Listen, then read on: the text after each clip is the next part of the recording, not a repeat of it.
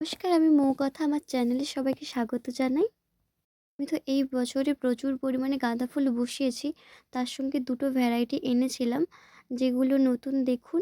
এগুলো আমি এর আগে আমার বাগানের মধ্যে আনিনি আর আপনাদের সঙ্গে শেয়ারও করা হয়নি। আর এই শুধু গাঁদা গাছগুলো নয়, এর সঙ্গে আরও যেসব গাছ ছিল সেই ভিডিওগুলো কিন্তু আমি এর আগে আপনাদের সঙ্গে শেয়ার করেছি।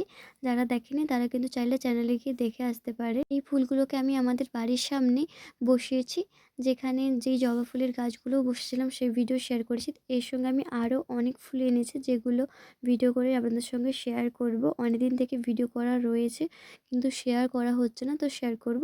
এটা হলো একটা হলুদ কালারের গাঁদা ফুল, যেটা দেখুন শুধুমাত্র যে হলুদ রয়েছে তা নয়, এর মাঝে যে থোবা টাইপের একটা কুঁড়ি রয়েছে, তো সেই অংশটাতে সবুজ সবুজ একটা ভাব রয়েছে। এটা এরকমই সবুজ, কোনো রকমের কোনো ফিল্টার দেওয়া নেই। সবুজ আর হলুদ এই ফুলটা। আর তার সঙ্গে এনেছি এই কমলা কালারের যে গাঁদাটা দেখছেন, এটাও একটা থোবা গাঁদা। এটা অনেকটা বড়, এটা পুরোটাই কমলা কালারের, এর কোনো কালার আলাদা নেই। আর প্রত্যেকটা গাছই একদম হেলদি, অনেকটা বড়।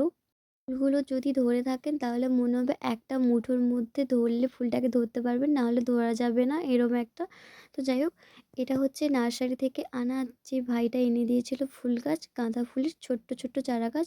এটা ছিল সেই গাছটা যেটাতে একদম হলুদ কালারের পাপড়ি, আর অন্যান্য গাঁদা ফুলের পাপড়ির থেকে এই যে পাপড়িটা একদম আলাদা।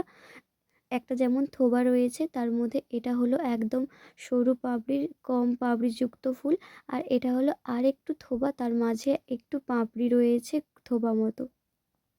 এটা হলো হলুদ কালারের একদম যে থোবা গাঁদা হয়ে থাকে সেটারই একটা গাছ।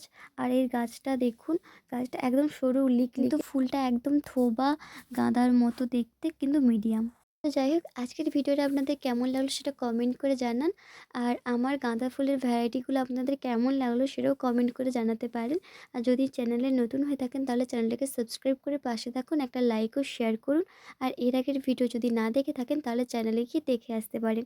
আর আপনারা কোন কোন ভ্যারাইটির গাঁদা ফুলের গাছগুলো বসিয়েছেন আমাকে কিন্তু সেটাও কমেন্ট করে অবশ্যই জানাবেন। গাছ বসানোর ভিডিও করতে পারিনি কেন তা আর আপনাদেরকে বলছি না, কারণ আপনারা যারা আগে থেকে আমার ভিডিও দেখেন তারা নিশ্চয়ই বলছি না কারণটা কেন করতে পারি না।